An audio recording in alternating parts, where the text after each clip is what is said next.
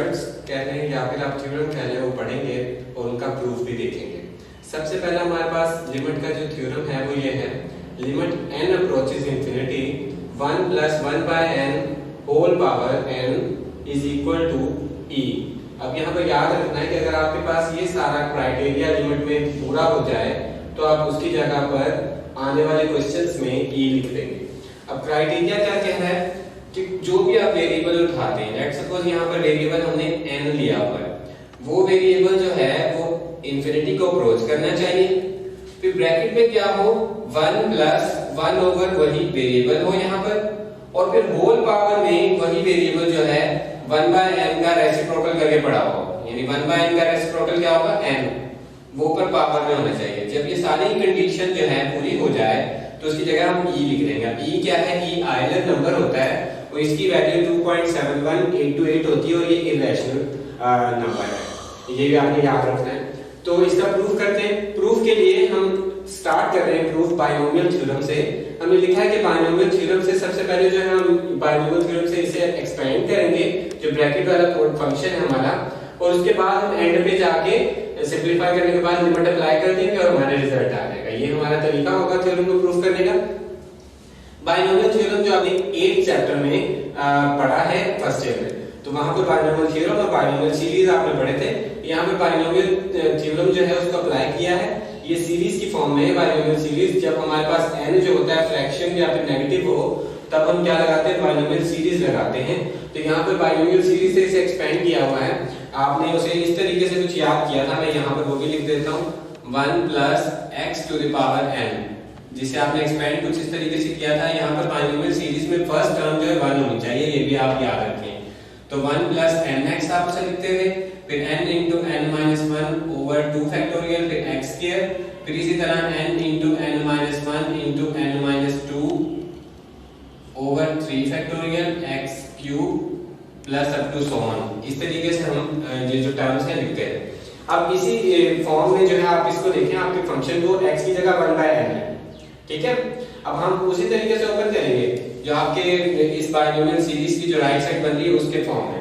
देखिए 1 + n की जगह जो पावर आ जाएगी, x की जगह जो हमारा 1/n आ जाएगा, फिर प्लस लिखेंगे, फिर n में n लिखेंगे और मल्टीप्लाई करेंगे n-1 और 2 फैक्टोरियल पे डिवाइड करेंगे, फिर वो जो आपका ये वैल्यू होगी सेकंड टर्म जो होगी उसका स्क्वायर कर देंगे, फिर प्लस लिखेंगे, फिर n × n-1 यानी पावर में लिखेंगे, पावर में से एक कम करेंगे, फिर पावर में से 2 माइनस कर देंगे, 2 को माइनस करके उसे 3 फैक्टोरियल पर डिवाइड करेंगे, फिर जो आपके पास सेकंड टर्म होगी उसका हम क्यूब ले लेंगे। इसी सीक्वेंस में हम अप टू सो ऑन चल सकते हैं।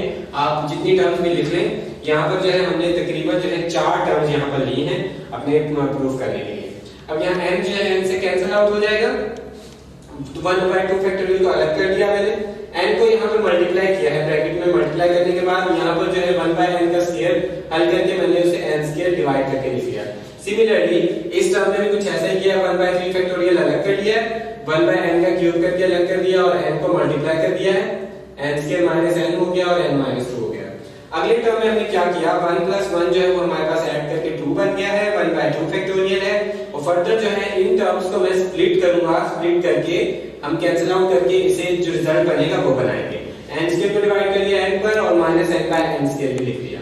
इसी तरीके से प्लस 1/3 फैक्टोरियल, इसी तरह n² - n × n-2। अब यहाँ पर देखिए n³ जो था उसे मैंने 2 हिस्सों में डिवाइड किया है, 2 हिस्सों में स्प्लिट कर दिया है। n² को मैंने फर्स्ट ब्रैकेट के साथ डिवाइड किया है और n को जो है मैंने सेकंड ब्रैकेट के साथ डिवाइड किया।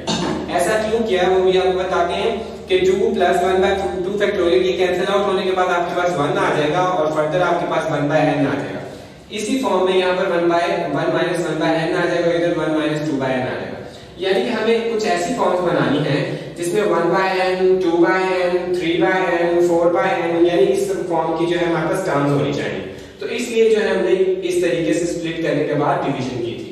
अब यहाँ पर आप गौर करें, अभी तो है हमने सिर्फ फंक्शन को एक्सपेंड किया है बायनोमियल सीरीज में।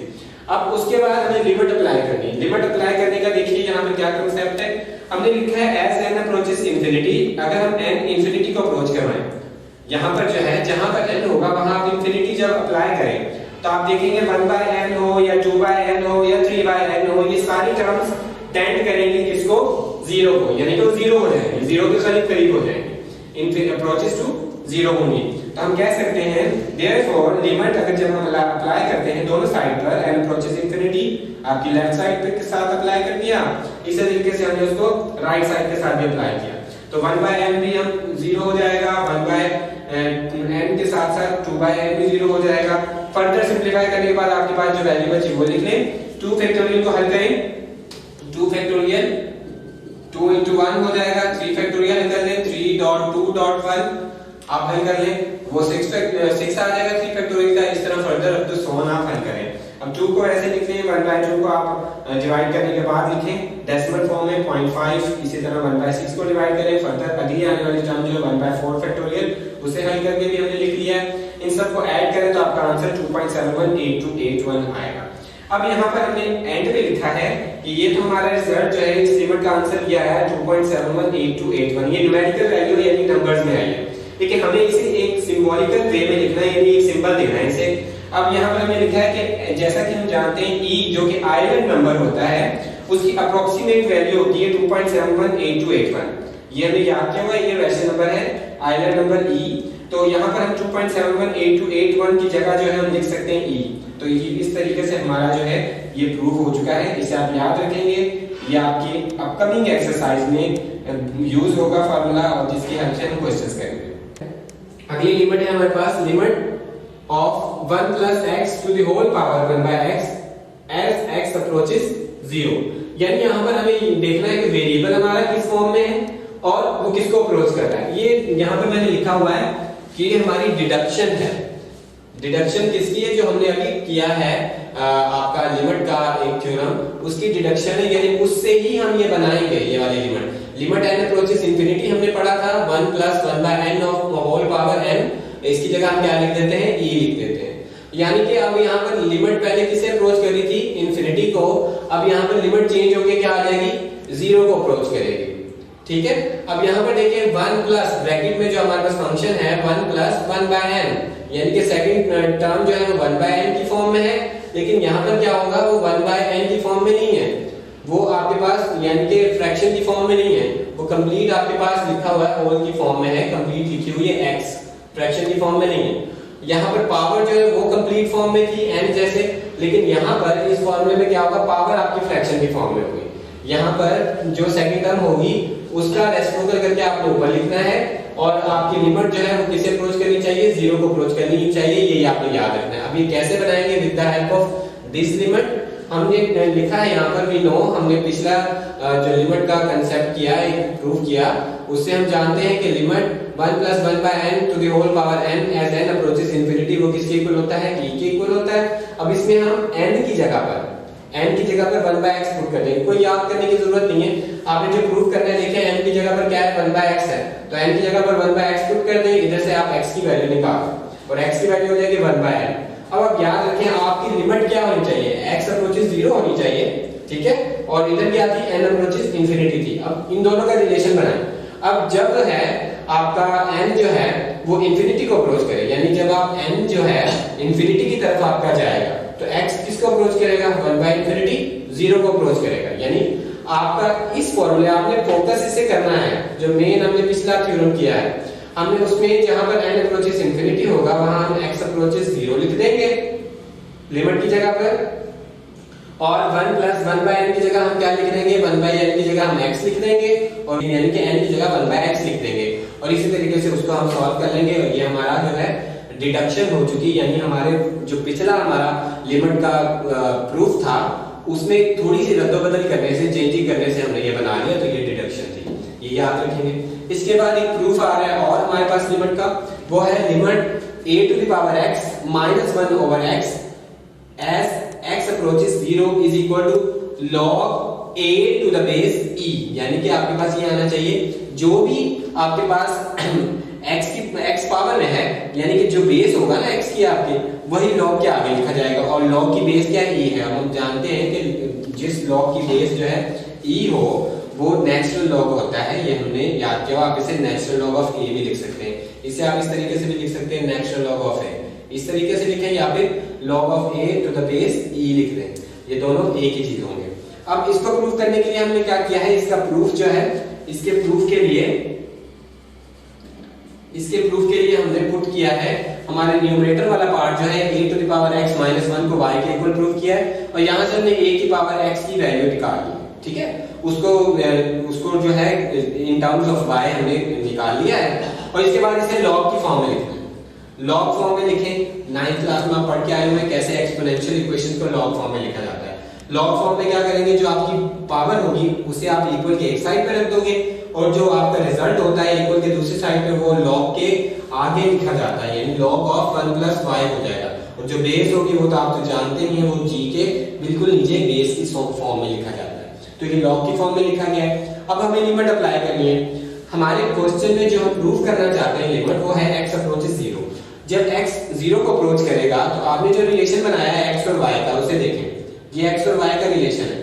x जो है 0 को जब अप्रोच करेगा, यहाँ पर आप x की जगह जब 0 लिखोगे तो कुछ इस तरीके से आपके पास आएगा, ये आपके पास y आ, a टू द पावर 0 क्या होता है 1। इसी तरीके से y आपका किसको अप्रोच करेगा, 0 को अप्रोच करेगा, यानी जब आपका x 0 को अप्रोच करेगा तो y भी 0 को अप्रोच करेगा। तो हम लिख सकते हैं कि हम लिमिट अप्लाई करेंगे और वो चेंजिंग्स करेंगे जो हमने वेरिएबल चेंज किया है y में। अब यहाँ आप याद रखें, हमने सपोज करते वक्त वेरिएबल चेंज किया है, तो क्वेश्चंस में भी ऐसा ही होगा कि जब हम लिमिट वाले क्वेश्चंस करने के लिए अपना वेरिएबल बदलेंगे, यानी x से y करेंगे, तो हमें लिमिट भी चेंज करनी होगी, लिमिट का वेरिएबल भी चेंज करना पड़ेगा, ये भी आप याद रखेंगे यहाँ पर। अब ये लिमिट हमारा क्वेश्चन था, x अप्रोचेस 0 था, उसकी जगह हम लिखेंगे y अप्रोचेस 0, चूंकि वेरिएबल चेंज हो चुका है, a to the power x minus 1, उसकी जगह हमने लेट किया है y, इसी तरीके से।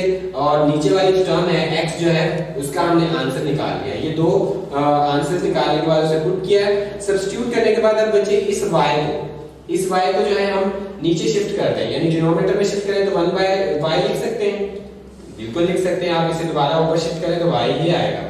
अब आपने जो है log की प्रॉपर्टी पढ़ी हुई है, आप 9th क्लास में पढ़ के आए हैं, log x to the power n इसके इक्वल होता है n log x, इसी के इक्वल होता है, यानी पावर जो होती है वो शुरू में आ जाती है, या फिर जो शुरू में लिखी हुई log की पावर होती है वो उस नंबर को मिल जाती है जो log के आगे लिखा हुआ होता है। तो यहाँ पर हमने क्या किया, log के शुरू में लिखा हुआ जो आपके पास 1 बाय y वेरिएबल है, वेरिएबल की फॉर्म में लिखा हुआ है 1 बाय y, उसको उठाया और पावर बना दिया log के आगे जो टर्म्स लिखी हुई है, जो वैल्यू लिखी हुई है। ठीक है बच्चे, यहाँ पर 1 बाय y लिख दिया। अब जो है हम यहाँ पर लिमिट अप्लाई करेंगे, लिमिट को 1 के साथ अप्लाई करोगे तो वहां अप्लाई नहीं होगी, वेरिएबल नहीं है। इसी तरीके से जब हम यहाँ पर लिमिट अप्लाई करेंगे तो लिमिट यहाँ अप्लाई होगी, limit of 1 plus y to the whole power 1 by y। तो ये आपके पास जो है यहाँ पर आ जाए, और इधर देखिए ये हम ये जो भी आप लोगों को बता रहा था, ये कुछ इस फॉर्म में होगी कि लिमिट 1 प्लस x, जो हमने फॉर्मूला पढ़ा था 1 by x as x approaches 0, अभी हम डिडक्शन करके आए, उसकी जगह हम e लिख सकते हैं। तो यहाँ पर हमने जो है उसमें लिमिट का ये फॉर्मूला अप्लाई किया जो अभी हमने सॉल्व किया है, और वहां पर e लिख दिया है। अब यहाँ पर याद रखें 1 बाय log की फॉर्म में जो भी आपके पास हो, ये याद रखना है। जब आप उस log को ऊपर शिफ्ट करेंगे तो आपकी जो बेस होगी वो चेंज हो जाएगी, ठीक है, जो नंबर जिसका log लेते हैं आप, वो आपकी बेस बन जाएगा, ये आपको याद रखना है। इस वक्त हम log ले रहे थे e का, और बेस थी हमारी a, लेकिन जैसे ही हमने उसको न्यूमरेटर में शिफ्ट किया, यानी रेसिप्रोकल लिया, तो रेसिप्रोकल लेने से चेंज बेस रूल जो है वो अप्लाई हुआ, तो हमारी बेस जो है वो क्या बन गई, जिसका हम log ले रहे हैं वो हमारी चेंज होके बेस बन जाएगा, यानी e जो है वो हमारी बेस बन जाएगा, और a जो कि बेस था वो हमारा नंबर बन जाएगा जिसका हमें log लेना है। तो ये बन गया log a to the base e, जिसे आप कुछ इस तरीके से भी लिख सकते हैं नेचुरल log ऑफ a। तो ये आपका प्रूफ जो है वो हो चुका है। इसके बाद बच्चों हमें एक डिडक्शन करनी है। डिडक्शन का मतलब होता है किए हुए थ्योरम से मजीद नताइज अखज़ करना, ठीक है। तो अब यहाँ पर जो है ये जो हमने पिछला थ्योरम किया है लिमिट का, उससे हम थोड़ा सा जो है उसमें मॉडिफिकेशन करेंगे, और मॉडिफिकेशन करने के बाद अपना रिक्वायर्ड रिजल्ट बनाएंगे। देखें पिछला हमारे पास जो थ्योरम था वो कुछ ऐसे था, यहाँ पर इसको आपने फोकस करना है, और इसके बाद अब जो हम थ्योरम कर रहे हैं वो ये है। यहाँ पर कोई भी चेंजिंग जो हो रही है, माइनर चेंज है, वो है a का। a की जगह हम क्या लिख रहे हैं, इस वक्त e लिख रहे हैं। a की जगह जब हम e लिखते हैं तो यहाँ पर क्या आ जाएगा, आपका जो रिजल्ट है वो 1 आएगा। वो कैसे 1 आता है उसे देखते हैं। इसको प्रूफ करने के लिए जो है हमने दोबारा से यही कहा है कि जो पिछला रिजल्ट है वो हमारा ये था, limit a to the power x minus 1 by x as x approaches 0 जो है उसका आंसर है log a to the base e। इसमें हम जहां पर a है वहां पर हम e पुट कर दें। e पुट करने के बाद आपका रिजल्ट कुछ ऐसा आ जाएगा। अब आप याद रखें बेस लॉग की और वो लॉग जिसका आप लॉग ले रहे हो, यानी कि दूसरे अल्फाज में कहूं सेम नंबर और सेम बेस, यानी कि नंबर और बेस सेम हो जाए जिनका आप लॉग ले रहे हो तो उसकी जगह आप 1 लिख दें। ठीक है, तो ये आप याद रखेंगे। यहाँ पर जो है आपने 1 लिख दिया है और 1 लिखने के बाद जो है आपका थ्योरम जो है वो प्रूव हो चुका है। इससे आप इंपॉर्टेंट रिजल्ट है। अब आप याद रखें अगर आपके पास ये प्रूव करने के लिए आए तो आप इससे पीछे वाला जो जिसकी डिडक्शन है ये उसे भी प्रूव करेंगे और बाद में ये डिडक्शन करके दिखाएंगे और ये रिजल्ट बना के दिखाएंगे। इसके बाद बच्चों लास्ट में हमारे पास जो है रिजल्ट्स टू रिमेंबर है, यानी कि अब तक हमने जो पढ़ा उसमें कुछ इंपॉर्टेंट रिजल्ट्स थे जो आपने याद रखने हैं। 3 इंपॉर्टेंट रिजल्ट्स हम बना सकते हैं। Limit e to the power x, यानी e to the power x की आपने लिमिट लेनी हो और लिमिट आपकी x अप्रोचेस पॉजिटिव इंफिनिटी हो, यानी e to the power positive infinity. e to the power positive infinity हो तो आप उसकी जगह क्या लिख दोगे, इंफिनिटी लिख दोगे, ये याद रखना है। उसके बाद अगर आपकी लिमिट जो है e to the power x की आपने लिमिट लेनी है, लेकिन x टेंड करे किसे, माइनस इंफिनिटी को। ठीक है, तो e to the power minus infinity जो है उसकी जगह आप क्या लिख दोगे, 0 लिख दोगे, ये भी आपने याद रखना है। इसके बाद फर्दर जो है अब आपने ये पहले भी एक थ्योरम किया था, अब उसे हम समराइज करके एक रिजल्ट बना रहे हैं यहाँ पर कि limit a to the power a by x, limit a by x as x approaches positive infinity और नेगेटिव इंफिनिटी। तो वहां पर a क्या है, a रियल नंबर हो सकता है, यानी कोई भी real number divided by variable, और वेरिएबल किसे अप्रोच कर रहा है, इंफिनिटी को। समझिए, पॉजिटिव इंफिनिटी या नेगेटिव इंफिनिटी, यानी समथिंग ओवर पॉजिटिव इंफिनिटी या समथिंग ओवर नेगेटिव इंफिनिटी, तो उसकी जगह आप क्या लिखोगे, 0 लिखोगे। ये इंपॉर्टेंट रिजल्ट्स थे जो याद करना बहुत जरूरी है।